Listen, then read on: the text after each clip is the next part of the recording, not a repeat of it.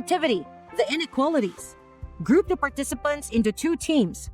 Separate all persons with disabilities and GAD focal points. Question guide: as a GAD focal point or as a person with disability, what are the challenges or issues forced by A. Gender, B. Disability?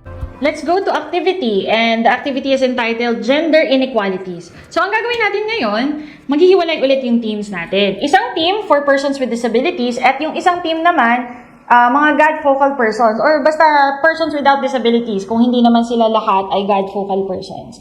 So, yun po magiging separation ng teams natin.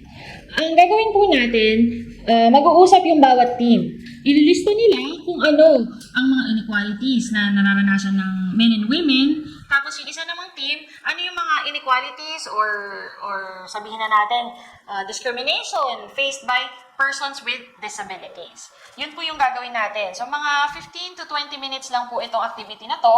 Okay po na gawin yung activity natin ng by individual, pero mas maganda po talaga if by group siya. Para mas magkaroon din ng processing or mag-usap-usap din sila about these issues.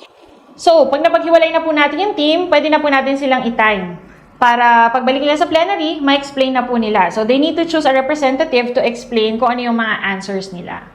Para po sa ating mga self-paced learners na nanonood ng videos natin, pwede rin po kayo sumali sa activity na to. Except na wala nga lang po kayong magiging ka-group. Pero pwede nyo pong gawin, you can get a scratch paper o kahit naman sa mobile device, pwede naman. Ang gawin nyo po, yung list of issues faced by men and women or experienced by men and women, ilagay nyo po sila sa isang section ng papel. Tapos yung isa naman, kung ano yung naiisip ninyo na issues or challenges faced by or experienced by persons with disabilities, isulat nyo rin po, ilista nyo rin. Later on, ang gagawin po kasi natin ay ganito. So, pag bumalik na po yung team sa plenary or yung mga self-paced learners natin, kapag nakapaglista na po kayo, ang titignan po kasi natin dito, ano po kaya yung similarities or differences ng experience ng men and women at saka persons with disabilities.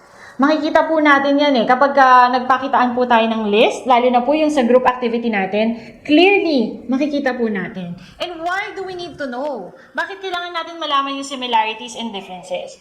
Ito po kasi ang mag-guide sa atin at magpapaliwanag din na ang gender and disability ay maaring nasa isang tao lang yung mga issues na to. Kasi like women with disabilities or men with disabilities, there is really an issue sa kanilang intersecting characteristics. At ang intersecting characteristics nila dito ay yung kanilang gender and disability. So, kitang-kita natin yan pagka nag-report na tayo kung ano yung sagot ng ating mga teammates doon sa question kanina na experience ng women and men and persons with disability.